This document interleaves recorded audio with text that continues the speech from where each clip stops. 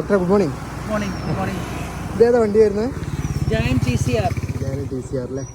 അപ്പോൾ 105 group set കാര്യങ്ങളൊക്കെ വരുന്നുണ്ട്.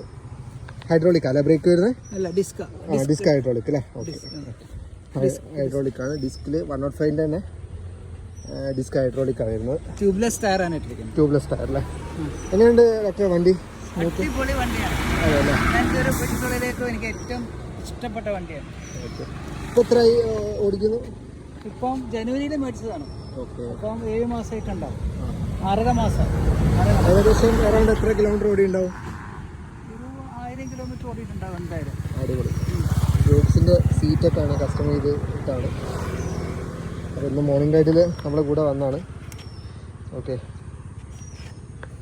ഏറ്റവും നല്ലൊരു വണ്ടിയാണ്. സീരിയസ് ആയിട്ട് ലോങ് ഡിസ്റ്റൻസ് റൈഡ് ചെയ്യാൻ താല്പര്യമുള്ളവർക്ക് ഏറ്റവും അനുയോജ്യമായ ബൈക്കാണ്.